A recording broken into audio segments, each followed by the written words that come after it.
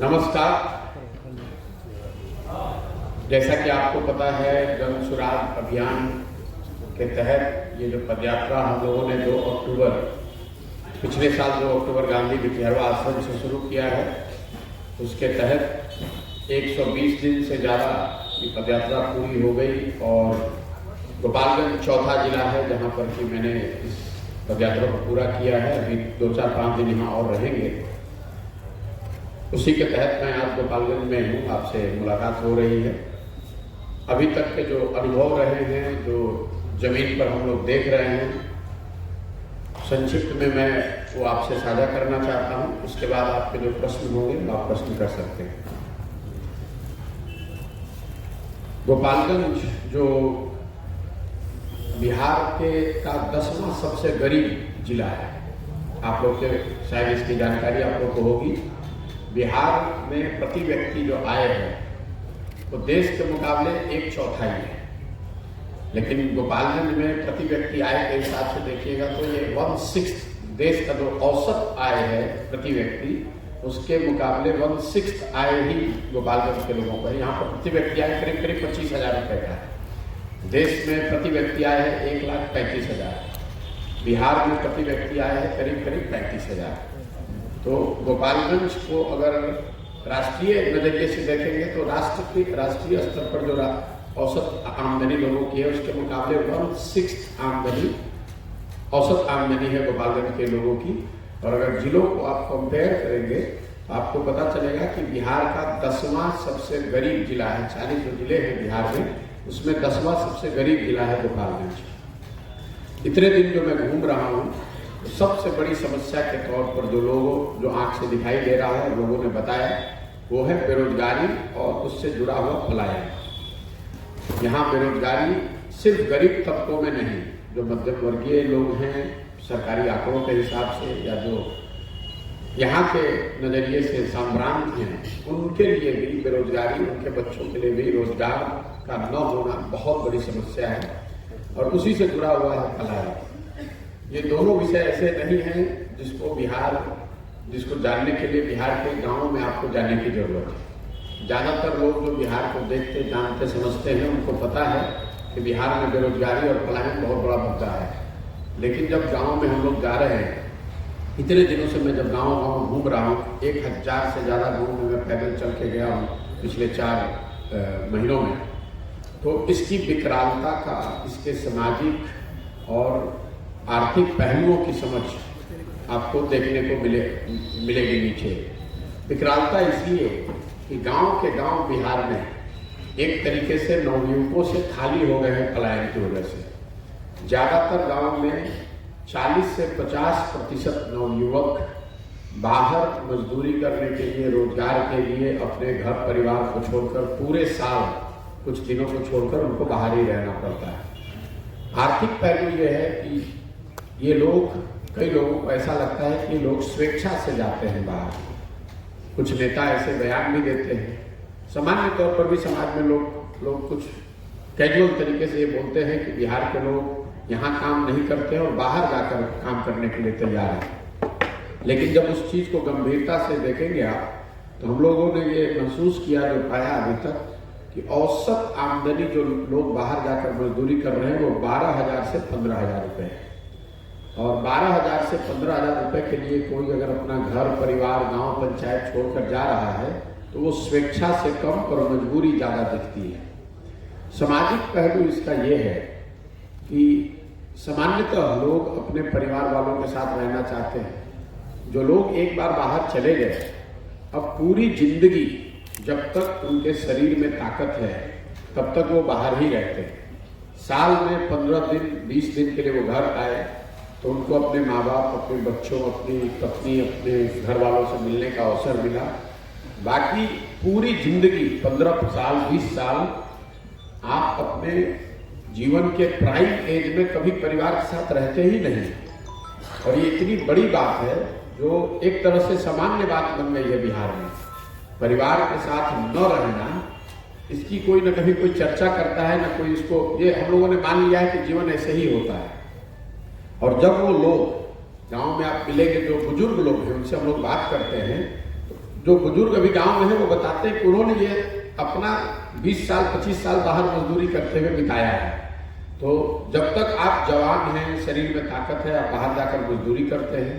जब आपका उम्र 50, 55, 60 हो जाता है तो आप वापस गांव में चले आते हैं और आपके घर में जो सबसे जवान लड़का है वो बाहर जाता है। ये साइकिल बना हुआ है। तो एक बहुत बड़ी सामाजिक और आर्थिक त्रासदी बिहार के बहुत बड़े संख्या में यहाँ की जो जनसंख्या है उसको ये फेस करने को मिल रही है। पश्चिम चंपारण, पूर्वी चंपारण और गोपालगंज में अगर मैं पलायन को, शिवहर को, 4 जिला जहाँ मैं गया अगर उसको मैं कंपेयर करूँ तो मुझे लग रहा है कि गोपालगंज की स्थिति करीब करीब कमोवेश वही है जो पूर्वी चंपारण में है। शिवहर और पश्चिम चंपारण में स्थिति इससे भी ज्यादा खराब है। लेकिन अगर गोपालगंज में पलायन की स्थिति को और आपको गहराई से समझना है तो जो 7-8 प्रखंड हैं जहां बाढ़ प्रभावित है वो सारे प्रखंडों में पलायन की समस्या उतनी ज्यादा और खराब है, उतना ज्यादा खराब है। जिन प्रखंडों में बाढ़ की समस्या नहीं है वहां पर पलायन की स्थिति थोड़ी बेहतर है। तो ये जिले क्या जो रिलेटिव मैं आपको बता रहा हूं क्योंकि सारे प्रखंडों में स्थिति बराबर नहीं है। पलायन और रोजगार बेरोजगारी के बाद जो सबसे बड़ा मुद्दा है स्वाभाविक तौर पर वो किसानों का मुद्दा है, क्योंकि बिहार की एक बड़ी जनसंख्या खेती किसानी पर निर्भर है। किसानों की स्थिति समझने से पहले अगर आप समझना चाहते हैं तो 2 आंकड़ों पर आपको ध्यान देना चाहिए, जिसकी चर्चा फिर से बिहार में कहीं होती नहीं है। बिहार में भूमिहीनों की संख्या 60% है, राष्ट्रीय औसत है 38%। मतलब देश के स्तर पर 100 में से 38 लोग ऐसे हैं जिनके पास कोई जमीन नहीं है। बिहार में 30, 40, 50 साल से समाजवाद के नाम पर राजनीति होने के बावजूद यहाँ पर 100 में 60% लोगों के पास जमीन है ही नहीं। जो 40% लोगों के पास जमीन है जो खेती करते हैं उसमें 91%, 91% जो खेती करने वाले लोग हैं वो मार्जिनल किसान हैं, वो सबसिस्टेंस फार्मिंग करते हैं, मतलब जीने खाने के लिए खेती करते हैं।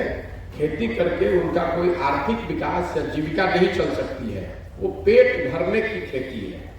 91% लोग जो खेती करते हैं जिनके पास जमीन है बिहार में, उनकी लैंड होल्डिंग 1 हेक्टेयर से कम है और ये राष्ट्रीय औसत से करीब करीब 30% ज्यादा है मार्जिनल फार्मर्स बिहार में।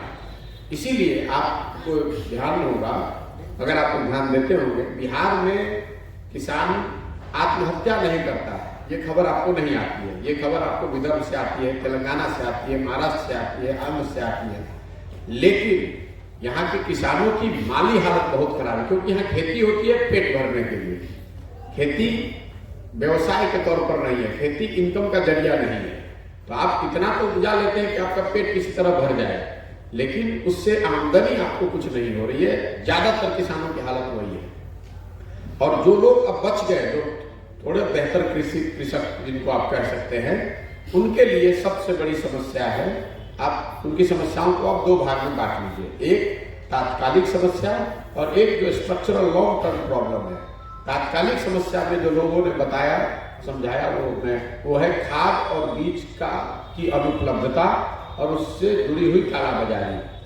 कोई भी खाद, यूरिया पर सबसे ज्यादा हाहाकार है, वो आपको पता है। 500 से 800, 900 रुपए प्रति बोरा गोपालगंज में, जबकि पश्चिम चंपारण, पूर्वी चंपारण में जो नेपाल से लगता हुआ एरिया है वहां 1000-1200 रुपये लग रहा है।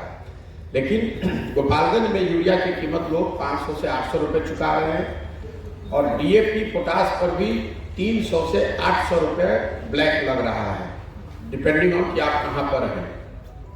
तो खाद और बीज की अनुपलब्धता, और बिहार शायद एकमात्र ऐसा गरीब राज्य है पूरे देश में जहां पर किसानों के को उन्नत बीज उपलब्ध कराने की कोई व्यवस्था नहीं है। ज्यादातर राज्यों में, इंक्लूडिंग बगल में जो यूपी है, यहाँ पर बीज पर करीब करीब 400-500 रुपए का सब्सिडी है। लेकिन बिहार में बेहतर बीज के लिए कोई सब्सिडी, कोई योजना, कोई सरकार की ओर से प्रयास नहीं है। जो मिल भी रहा है उस पर कालाबाजारी अलग हो रहा है। तो तात्कालिक समस्या खाद और बीज की अनुपलब्धता और उसकी कालाबाजारी है। लेकिन जो बड़ी समस्या यहाँ किसानों की समझ में आ रही है वो है जल प्रबंधन में पूरी तरीके से जल प्रबंधन का फेल होना। या तो 3 तरह से लोग जो जल संसाधन डिपार्टमेंट है, जिसको आप जल प्रबंधन में इसलिए कह रहा हूं कि वो जल के पानी के प्रबंधन की बात है। 3 तरह की उसमें समस्या है। या तो खेतों में सिंचाई की साधन नहीं है, या फिर किसान को बाढ़ का सामना करना पड़ता है, और तीसरी समस्या है जो जल जमाव वाली है। बहुत सारे एरिया गोपालगंज में भी हैं, मुझे लग रहा है कि बड़ी संख्या में ऐसे पंचायत हैं जहां जल जमाव की वजह से हजारों एकड़ जमीन में सिर्फ या तो एक फसल होता है या वो भी नहीं हो रहा है।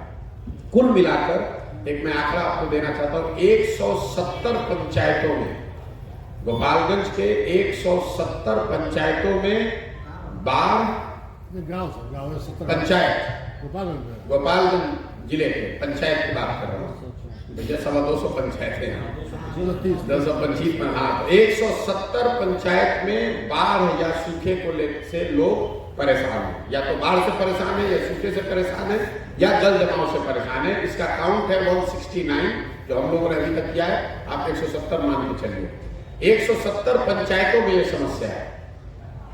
तो समझिए करीब करीब 2/3 पंचायतों में किसान को या तो पानी नहीं मिल रहा है, या फिर वो बाढ़ से परेशान है, या दोनों से बच गया तो जल जमाव से परेशान है। इन सब के बावजूद किसानों की सबसे बड़ी समस्या ये नहीं है। किसानों की सबसे बड़ी समस्या लैंड होल्डिंग कम है, खाद बीज पर कालाबाजारी हो रही है, बाढ़ आ रहा है, सिंचाई का साधन नहीं है, सब ठीक है। इसके बावजूद जो सबसे बड़ी समस्या है वो है कि जो किसान अपनी सारी मेहनत, सारी परेशानियों के बाद जो उपजा रहा है उसका दाम का न मिलना। जो फसलों की कीमत है बिहार में, और वही बात कमोवेश गोपालगंज में भी है, उसका दाम न मिल पाना बड़ी वजह है जो किसानों की आर्थिक स्थिति के लिए जिम्मेवार है। यहाँ पर जब मैं पैदल चल रहा हूँ तो पिछले 3-4 महीने में धान की कटाई हुई है, गन्ना भी कट रहा है, गन्ना भी की भी उपज हुई है। ज्यादातर जगहों पर अभी तक जो लोग मिले हैं वो धान उन्होंने 1200 से 1600 रुपए प्रति क्विंटल के दर से बेचा है, जबकि धान का आधिकारिक समर्थन मूल्य 2050 रुपए प्रति क्विंटल है। गन्ने के लिए यहाँ पर रेट है जो टॉप वेराइटी है। गन्ने की 3 तरह के गन्नों की खेती यहाँ होती है। मैं चंपारण गोपालगंज मिलाकर बोल रहा हूँ क्योंकि ये सामान्यतः एक ही तरह की यहाँ खेती अभी है। 3 तरह की गन्ने की खेती यहाँ कर रहे हैं लोग।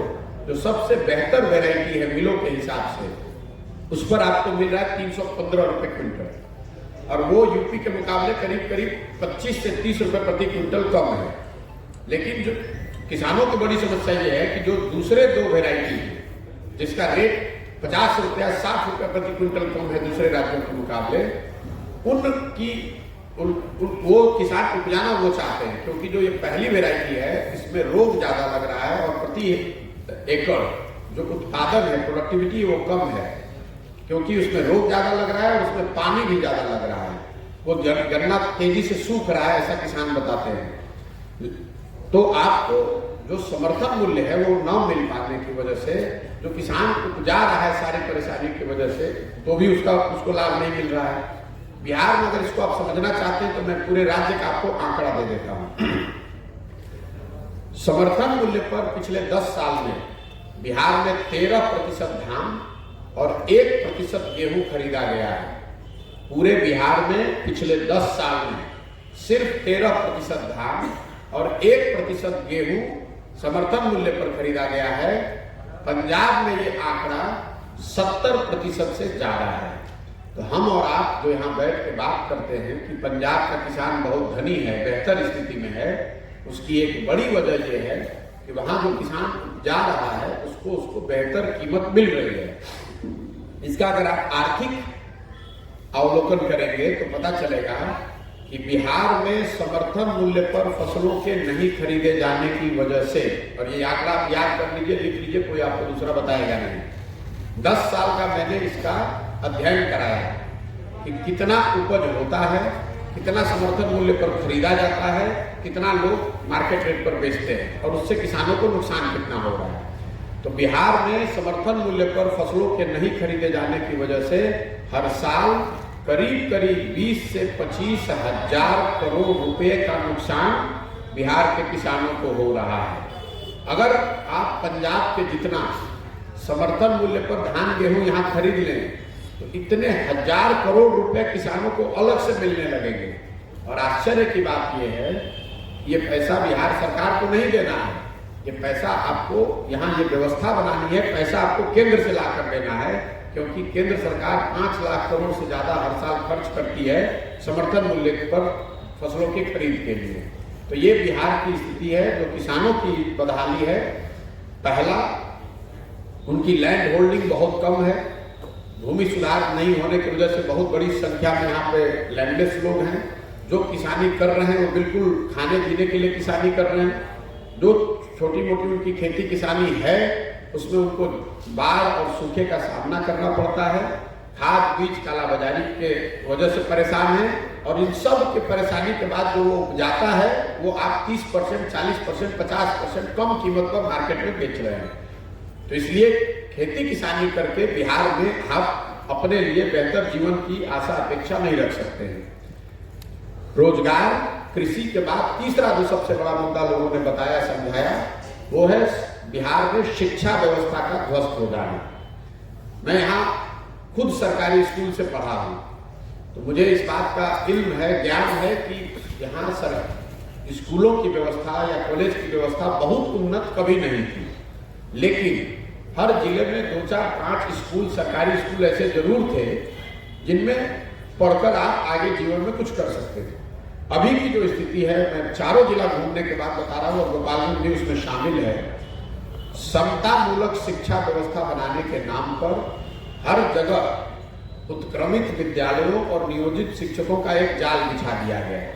पेपर पर हर जगह विद्यालय बना दिए गए, जहां नहीं बनाए गए उसमें एग्जिस्टिंग विद्यालय को पेपर पर उत्क्रमित करके मान लिया गया कि विद्यालय वहां उपलब्ध हो गया, और नियमित शिक्षकों को हटाकर या उनको रिटायर करा दिया गया और नियोजित शिक्षकों के भरोसे ये पूरी व्यवस्था छोड़ दी गई। इसका परिणाम ये हुआ कि पिछले 5 सालों में बिहार में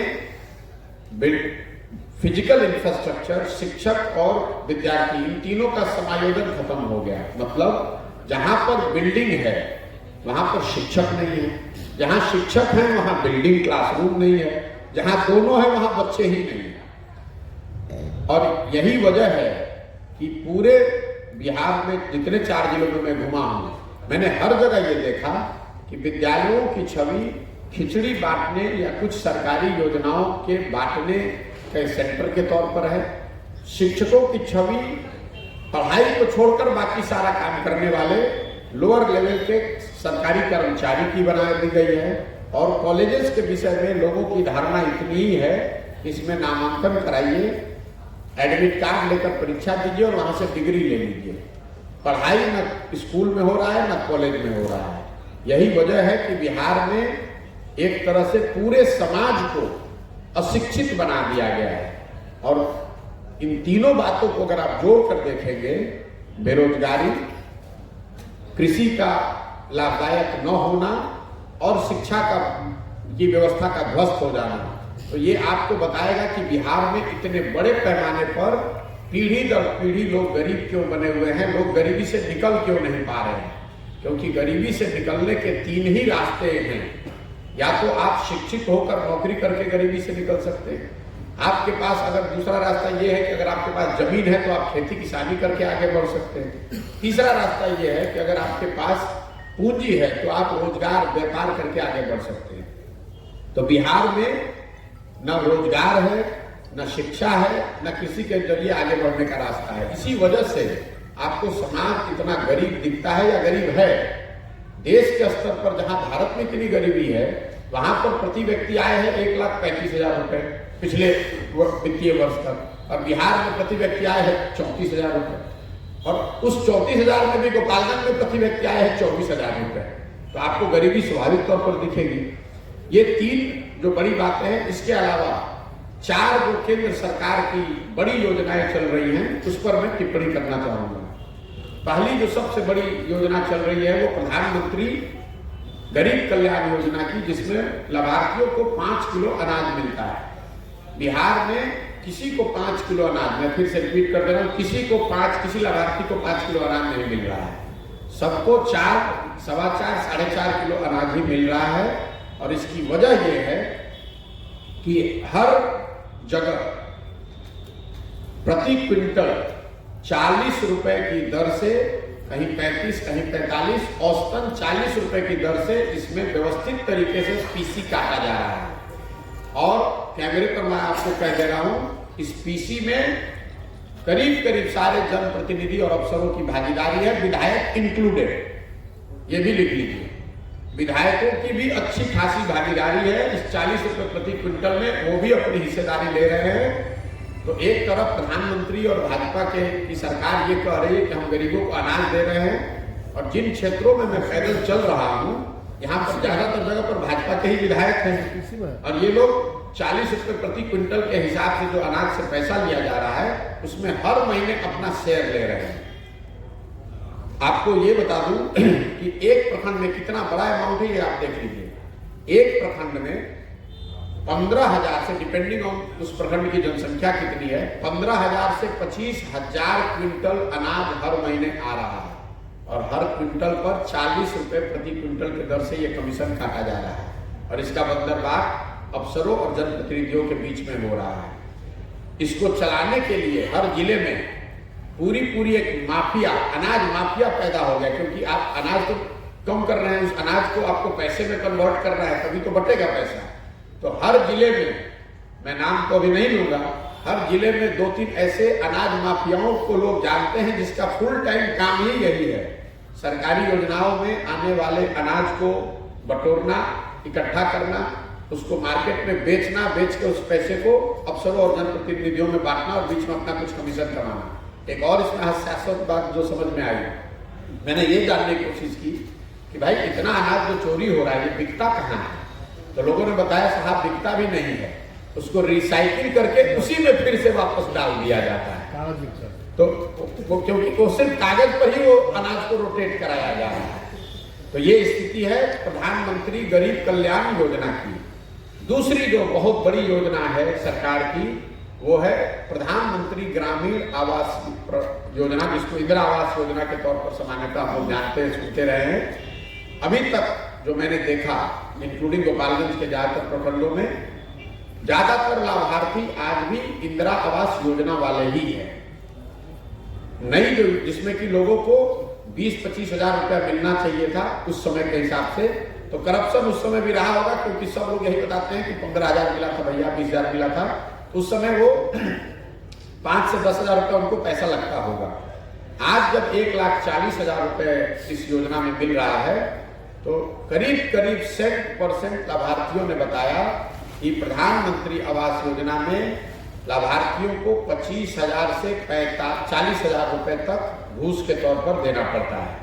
उसकी भी बहुत बढ़िया लोगों ने व्यवस्था बनाई हुई है।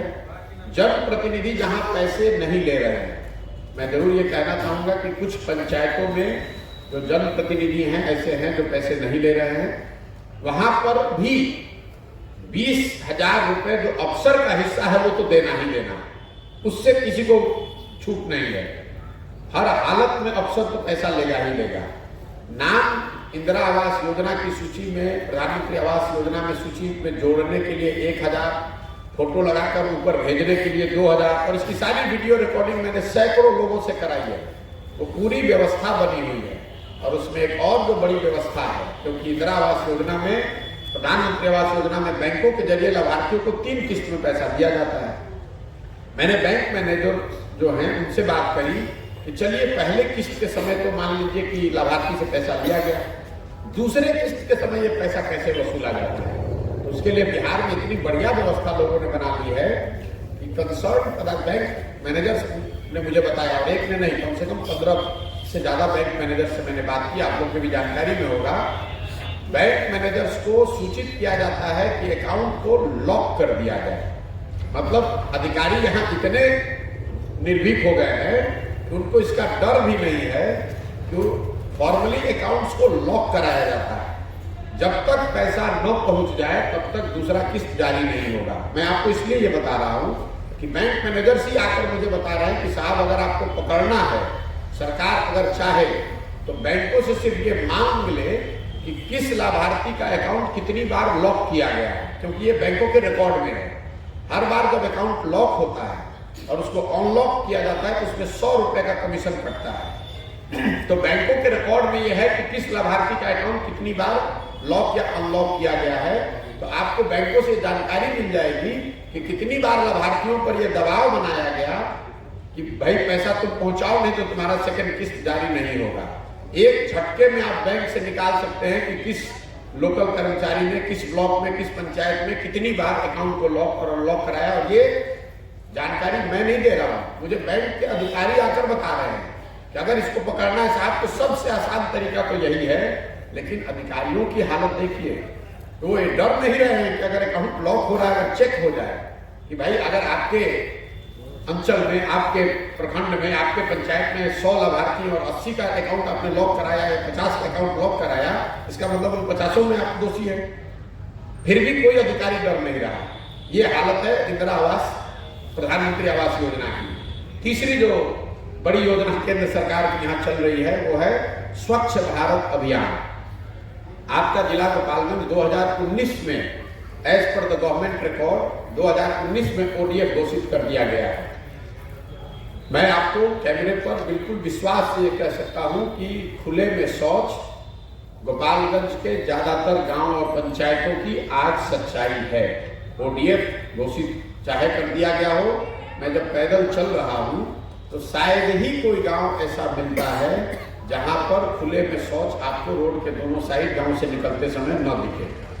ये बिल्कुल फार्स है और उसको लेकर भी आप लोग को पता है, योजना से ज्यादा लोगों को जानकारी है कि 2000 रुपया प्रति शौचालय।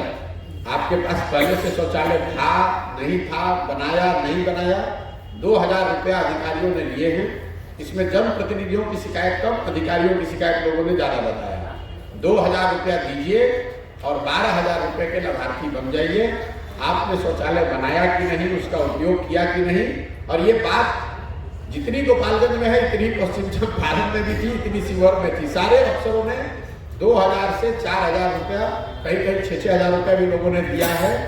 लेकिन 99% केस में लोग बताते हैं कि 2000 रुपया दीजिए और 12000 के लाभार्थी बन जाइए। चौथी एक बड़ी योजना जिसने मुझे आश्चर्यचकित किया बिहार में अभी तक की मेरी यात्रा में, वो है जमीन पर मनरेगा का न होना। क्योंकि बिहार में इतनी ज्यादा गरीबी है, इतनी ज्यादा बेरोजगारी है, पलायन है, तो मेरी अपनी समझ ये थी कि मैं जब नीचे गांव में जाऊंगा तो मुझे मनरेगा के काम होते, मनरेगा के काम से जुड़े हुए, इस योजना से जुड़े हुए मजदूर कुछ देखने बात करने को मिलेंगे।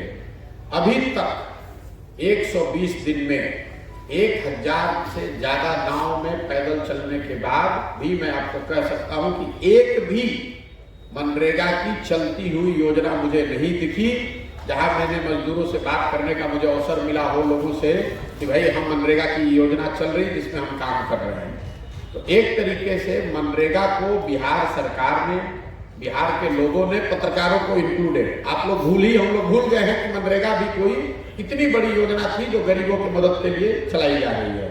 इसको अगर आप आंकड़ों में देखेंगे, क्योंकि फिर मैंने ये देखना शुरू किया कि भाई जमीन पर नहीं दिख रहा है, आंकड़ों में क्या स्थिति है, तो बिहार का मनरेगा में यूटिलाइजेशन इंडिया में सबसे खराब है। यहाँ पर मनरेगा का यूटिलाइजेशन राज्य के स्तर पर 40% है। गोपालगंज में ये 42% है। पूर्वी चंपारण चूंकि आपका लगता हुआ जिला है तो पूरे बिहार में सबसे खराब परफॉर्मेंस पूर्वी चंपारण का है, वहां मनरेगा का यूटिलाइजेशन 33% है। गोपालगंज जिले में सिर्फ 42% मनरेगा का यूटिलाइजेशन हुआ है। राज्य के स्तर से इसका मतलब समझिए, अगर बिहार सरकार को पिछले साल, पिछले वित्तीय वर्ष में 10,000 करोड़ रुपया बिहार को या बिहार के लोगों को मनरेगा के तहत मिल सकता था, तो बिहार सरकार की लापरवाही की वजह से या इनके बेवकूफी की वजह से 6,000 करोड़ रुपया तो हम लोग लेकर आए ही नहीं, 4,000 करोड़ रुपया ही आया। और उस 4,000 रुपया 4,000 करोड़ रुपए में भी पीसी में सबसे ज्यादा रेट लोग बताते हैं कि मनरेगा में है। मनरेगा में पीसी का दर लोगों ने बताया 40 से 50%। तो अगर आप 40 भी मान लीजिए तो 4,000 करोड़ आया, उसमें 40% पीसी मतलब 1,600 करोड़ रुपया भ्रष्टाचार की भेंट चढ़ गया और लोगों तक इफेक्टिवली 2,500 करोड़ पहुंचा। मतलब बिहार की जनता को 10 से 12,000 करोड़ का जो काम मिलना चाहिए था हर साल, उसके बदले 2,250 करोड़ का ही उनको लाभ मिल पाया। 80-90% पैसा या तो आया ही नहीं या जो आया उसकी लूट हो गई। ये त्रासद है, इसलिए कि मनरेगा देश के स्तर पर सोशल सिक्योरिटी का सबसे बड़ी योजना है एम्प्लॉयमेंट के क्षेत्र में। और मैं ये 4 योजना की बात क्यों कर रहा हूँ? केंद्र सरकार की 800 से ज्यादा योजनाएं हैं। 4 की बात इसलिए कर रहा हूं कि ये गरीबों के लिए सबसे बड़ी योजनाएं हैं। गरीबों के लिए सोशल सिक्योरिटी एम्प्लॉयमेंट के लिए मनरेगा, गरीबों के लिए अनाज की योजना, शौचालय की योजना, ये और आवास की योजना, ये सबसे बड़ी 4 योजनाएं हैं। किसानों के लिए जो समर्थन मूल्य का है वो मैंने आपको बता ही दिया। तो बिहार में गरीबी है वो तो एक बात है, जो केंद्र सरकार से हम लोग को मिल सकता है हम लोग उसको ले नहीं रहे हैं, और ले जो कुछ थोड़ा बहुत मिल रहा है उसको पूरी तरीके से बंदरबात कर रहे हैं। इसके बाद मैं बिहार सरकार की 2 योजनाओं के बारे में आपसे बात करूंगा जिसकी चर्चा बहुत ज्यादा हर जगह है। पहली योजना है नल जल योजना, जो 7 निश्चय का हिस्सा था। चूंकि 2014-15 में 7 निश्चय के बनाए जाने में मैं शामिल था, तो मैं एक टिप्पणी ये करना चाहता हूं कि 7 निश्चय की ज्यादातर महत्वपूर्ण योजनाओं को आप लोगों ने और जनता ने भुला दिया है। 7 निश्चय की सबसे बड़ी योजना नल जल योजना नहीं थी। 7 निश्चय का पहला और सबसे बड़ी घोषणा ये थी कि बिहार के हर बेरोजगार को 18 साल से 35 साल की उम्र वाले हर बेरोजगार को 1,000 रुपया प्रति माह मिलता रहेगा जब तक उसको रोजगार न मिले। वो योजना न कोई जानता है, न कभी सरकार ने शुरू किया, न कोई उस पर सवाल होता है। दूसरी एक बड़ी योजना की गई थी वो है स्टूडेंट क्रेडिट कार्ड की। 12 अगर वो योजना लागू होती तो 12वीं के बाद किसी भी परिवार के बच्चे को पढ़ाई के लिए, अगर उनके परिवार की आर्थिक हालात ठीक नहीं है तो उसको अपने घर से पैसे के बजाय बैंक सरकार की गारंटी पर बैंकों से पैसा मिल सकता था, पढ़ाई वो कर सकते थे। इस योजना को भी करीब ठंडे बस्ते में डालकर बंद कर दिया गया है। जो सबसे बड़ी योजना थी 2014-15 में वो थी नालियों और गलियों के पक्कीकरण की योजना। नल जल योजना उसके बाद था। नालियों और गलियों के पक्कीकरण पर 2014-15 में अनुमान किया गया था कि 7 निश्चय में 5 वर्ष में 80,000 करोड़ रुपया खर्च किया जाएगा। योजना ये थी कि बिहार के सारे गलियों का पक्कीकरण हो, घरों के जो जल को घरों के जो पानी को निकालने की जो व्यवस्था है नालियों की, उसका पक्कीकरण हो और उन सारे घरों के नालियों को जोड़कर एक बड़े नाले के जरिए गांव के बाहर या गांव के किनारे लाकर उसके विस्तारण की व्यवस्था की जाए। तो इसकी स्थिति जो मैं 1000 गांव में घूमने के बाद बता सकता हूं, गलियों की पक्कीकरण की तो कहीं कोई बात ही नहीं है, कोई जानता ही नहीं है, योजना शुरू भी नहीं हुई है। दूसरी, नालियों का पक्कीकरण कहीं कहीं मुझे बड़े नाले रोड के किनारे बने हुए दिखे। घरों से नालों को जोड़ने की कहीं कोई बात नहीं की गई। रोड के किनारे बड़े बेतरतीब तरीके से बनाए हुए कुछ नाले कुछ गांव में दिखते हैं, तो दिखाता है कि उस योजना के अंतर्गत पैसा निकाला गया है, लेकिन उन नालों को ना घरों के नालों से जोड़ा गया है, ना उन नालों में कुछ पानी को ले जाकर निस्तारण की व्यवस्था की गई है। तो इफेक्टिवली वो ज्यादातर नाले आज कूड़ेदान बन गए हैं, जो सड़क के किनारे पुआल, धूल, गंदगी, कूड़ा से भरा हुआ है। और ये नाली गली की जो पूरी योजना है बिल्कुल सिरे से वही बात है कि उसमें कुछ पैसा जिसको जहां मौका मिला कुछ पीसी अफसरों से मिलकर दे होके कुछ लेकर आए, लूटपाट किया, कोई योजना नीचे जमीन पर उतरी नहीं। दूसरी योजना जिसका आप लोग चर्चा करते हैं, जो उस समय 25,000 करोड़ की योजना थी 2014-15 में, वो नल जल योजना। इसमें यह बात थी कि हर घर में नल से पानी पहुंचेगा। बिहार में ज्यादातर जगहों पर यह योजना को लोग मानकर चल रहे हैं कि योजना फेल हो गई है।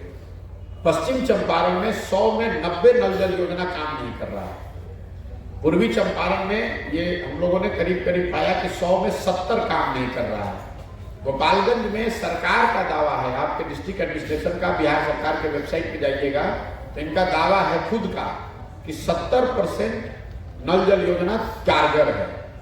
हम लोग का जो जमीनी हकीकत हम लोग देख रहे हैं कि यहाँ पर भी स्थिति करीब करीब पूर्वी चंपारण वाली ही है। पश्चिम चंपारण से जरूर बेहतर है, लेकिन 100 जगह जहाँ नल जल योजना बनाई गई है उसमें 30 ही चल रही है, 25 या 30 चल रही है।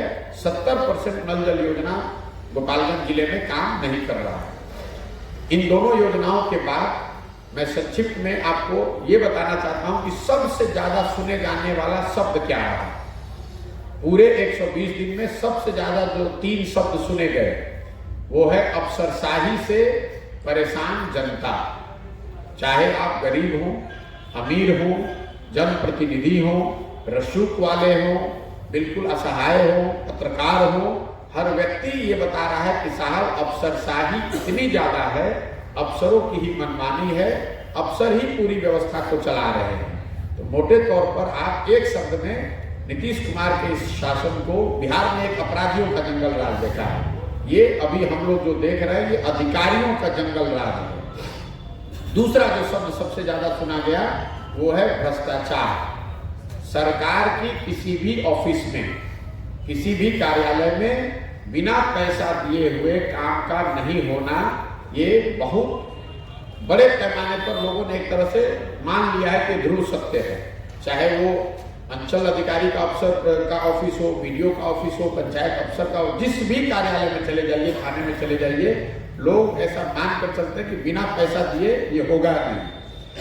तीसरा जो शब्द जो सबसे ज्यादा सुना गया वो है पीसी, जो बिहार में दलाली का नया नाम है पीसी।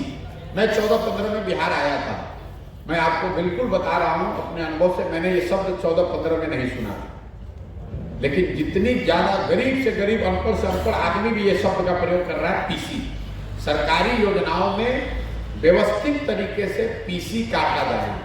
तो ये जो तीनों शब्द है, अफसरशाही से परेशान जनता, सरकारी कार्यालयों में फैला हुआ भ्रष्टाचार और योजनाओं में व्यवस्थित तरीके से काटे जाने वाला पीसी, ये तीनों चीजों को सबसे ज्यादा आप कहीं भी जाएंगे तो यही आपको सुनाई देगा।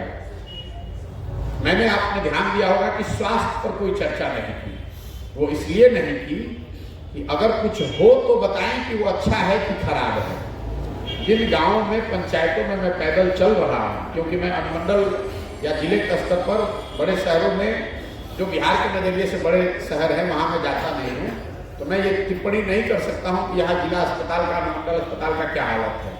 लेकिन जहां पर मैं गया हूँ वहां पर कोई स्वास्थ्य व्यवस्था है ही नहीं। एकदम इसको आप लिख लीजिए, है ही नहीं। पेपर पर अगर होगी तो सरकार के पास होगी। कोई sub centre, PHC, sub centre, SC, primary health centre, referral hospital का कोई भी अभी तक मुझे ऐसा नहीं मिला इतने दिनों में। किसी गांव में होगा, अगर मैं नहीं गया हूं तो नहीं जानता हूं, जहां पर मुझे फंक्शनल सब सेंटर दिखा कि डॉक्टर साहब बैठे हैं, दवा वितरण हो रहा है, 150 रोगी खड़े हैं। ऐसा कोई सब सेंटर, पीएचसी या रेफरल हॉस्पिटल मुझे अभी तक नहीं दिखा है। इसलिए मैं स्वास्थ्य व्यवस्थाओं पर कोई टिप्पणी नहीं करना चाहता हूं, सिवाय इसके कि स्वास्थ्य सुविधाओं के लिए लोग ग्रामीण चिकित्सकों पर और प्राइवेट सर्विस प्रोवाइडर्स पर ही आधारित है। जो यूपी से लगते हुए एरिया है, ज्यादातर लोग यूपी जा रहे हैं। जो नेपाल से लगता हुआ एरिया वो नेपाल जा रहा है, जो पटना से लगता है एरिया वो पटना मोतिहारी जा रहा है। ग्रामीण क्षेत्रों में स्वास्थ्य सरकार की जिम्मेवारी है, स्वास्थ्य सेवा प्रोवाइड करना, ये कहीं कोई कॉन्सेप्ट ही नहीं है। गोपालगंज की 1-2 और बातें मैं आपको बताना चाहता हूँ जो आपके जिले से स्पेसिफिक है। यहाँ 3-4 जो बड़े मंदिर हैं जहाँ पर लाखों की संख्या में लोग आते हैं, तो चाहे दुर्गा टेम्पल हो या हो यहाँ पर जो शिव टेम्पल है डुमरिया में, और जो शिव टेम्पल है, 3 बड़े मंदिर हैं जहाँ पर लोग बताते हैं, जहाँ मैं गया भी था ज़्यादातर जगहों पर, कि बहुत बड़ी पोटेंशियल के हिसाब से इसको बड़े टूरिस्ट हब के तौर पर डेवलप किया जा सकता है, जिसकी कोई चिंता नहीं करता है। एक फोर्ट भी लोगों ने बताया, महात्मा गांधी के आश्रम के बारे में लोगों ने बताया।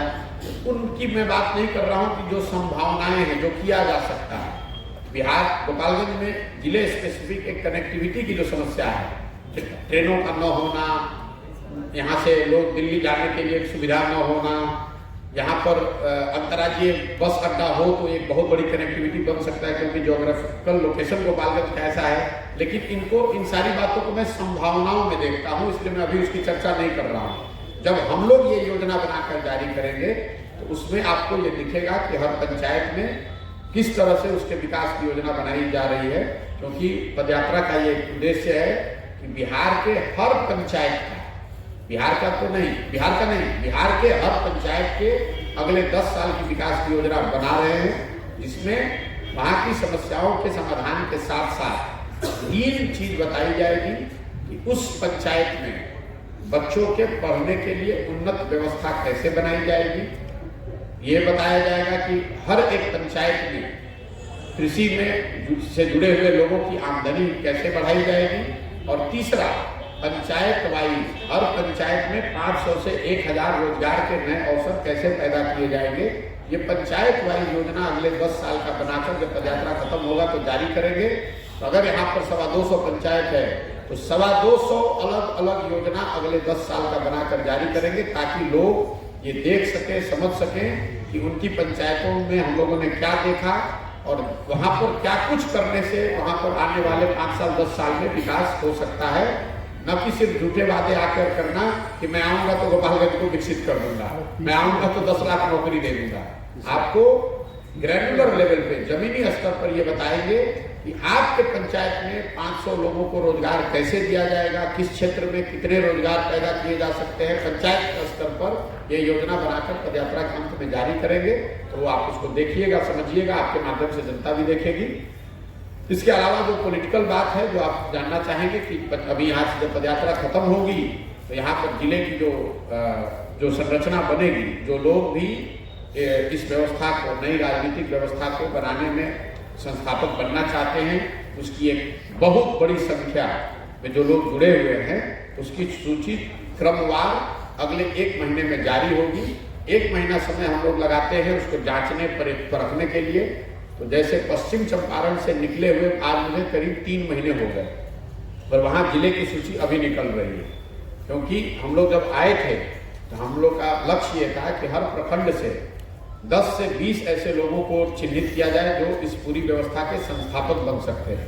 पश्चिम चंपारण में अब ये संख्या प्रति प्रखंड 2000 की है, तो 45,000 लोग तो सिर्फ पश्चिम चंपारण से इस जन स्वराज के संस्थापक बनने के लिए उन्होंने अपना एप्लीकेशन लगाया है या अपनी भावना व्यक्त करी है या उन्होंने कहा है कि इस व्यवस्था के वो हिस्सा बनना चाह रहे हैं। इसकी वजह से थोड़ा समय लग रहा है, क्योंकि 45,000 लोगों के बारे में जानना, समझना, विस्तृत तरीके से फिर उसको किसी एक फॉर्मेशन में डालना, ये व्यवस्था बनाई जा रही है। थोड़ा समय लगेगा, लेकिन गोपालगंज में जितने लोग जुड़ रहे हैं, कौन लोग जुड़ रहे हैं, ये सारी सूची आपको अगले 7 दिन में धीरे धीरे जारी होना शुरू होगी, जिले की, प्रखंड की और उसके बाद नीचे पंचायतों की। एक और जो व्यवस्था आप अभी जमीन पर कुछ लोगों ने देखा सुना होगा, वो है क्लब्स की व्यवस्था, जो मैं एक नई व्यवस्था बनवा रहा हूँ, जिसमें ग्रामीण युवा या बिहार के युवा अपने जरिए बच्चों के पढ़ाई और खेलकूद की व्यवस्था अपने पंचायत में करा रहे हैं। जन स्वराज के